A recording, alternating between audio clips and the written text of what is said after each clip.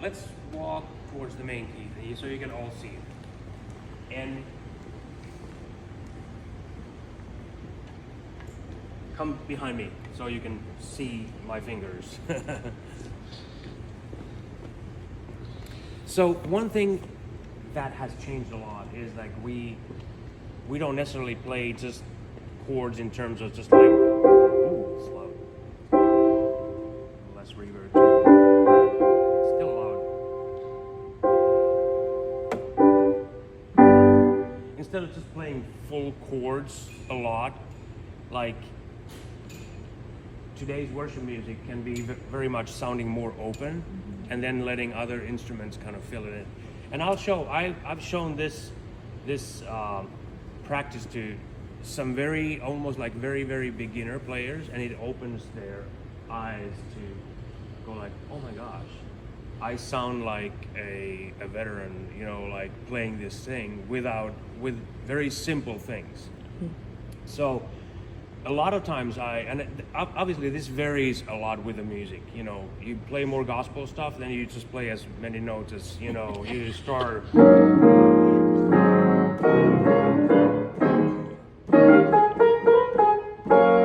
And that's like totally different style where you go to like, now we're talking about some Bethel stuff. So it's all in between. But this particular thing, and I will be speaking quite a bit theoretically here because I want you to start thinking in numbers in everything you do, because then you can transpose without using the awful transpose button in there. You can transpose to any key when you're thinking theoretically rather than, oh, I'm playing these notes. So here's the thing. It's a simple progression. Hate to use key of C, but let's do the key of C because you are all well familiar with it. So the progression is it's a 4-chord, 1/3, 5, and 6. So, but with your left hand, you will basically, you don't play octaves, you play like a fifth here. This is the 4-chord in F. Come closer. I don't bite. Yeah. I try not to hit you, okay? And then 1/3,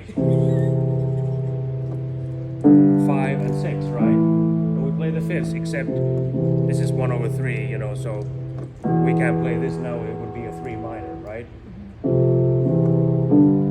And in my right hand, what I'm striving to do is to play as much open intervals as possible. Do you know, any of you know what are the most open, hollow sounding intervals? 6. Nope. Fourths and fifths and octaves. Because it doesn't define it whether it's a major or minor, right?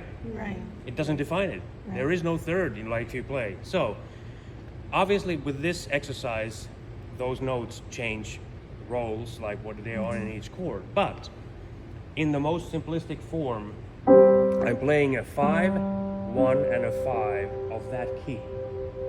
Obviously in key of C, that's the 5, this is the root, this is the, and now I play this progression.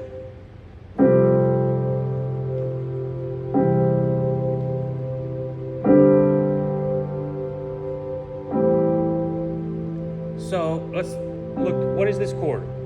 It's 4-chord, but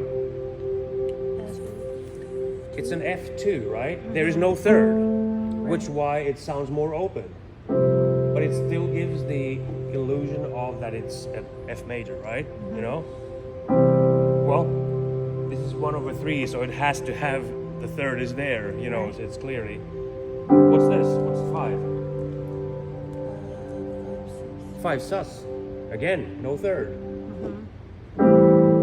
This is what? 6-chord, but what?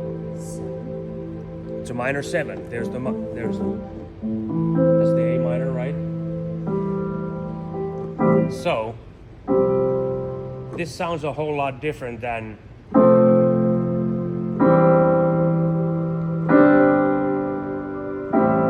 right? Yeah. It's a different.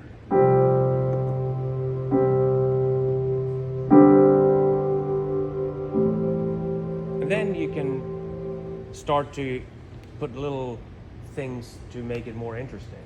But it could be just like under a prayerful moment with a little bit of pad behind it, so you don't have to play so much rhythm necessarily. You could just play this and you could play behind the pastor on the keys cue. And then when you want a little bit more energy, you can go.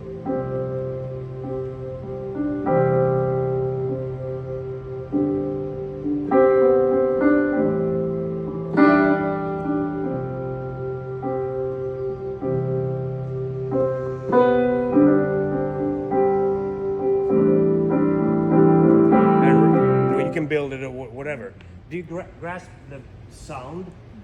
It's a lot different than, and so I would challenge you to do this practice at home in every key.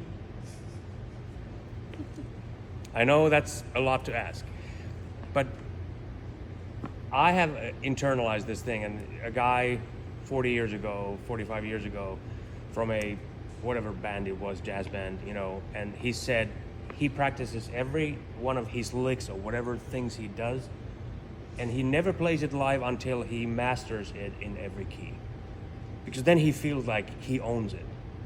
And I took that advice, and I do practice everything in every key, because then I feel like, oh, I know it. I don't have to look for like, okay, let me see, I learned this in key of C, but now in F, what is this in F? So I think it through theoretically.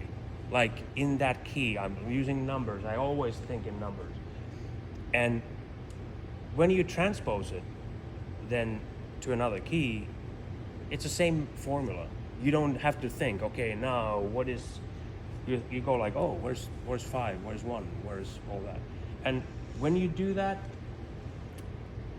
I didn't say if you do that, I say when you start practicing in every key, I would strongly advise not to go half steps up or down, because then you tend to just look at your fingers and go half step up or down. Jump, like maybe use circle of fifths and just jump to okay, now it's a new position. So you force yourself to think in a different key. All right, besides Kiara, who wants to try this right here? Volunteer.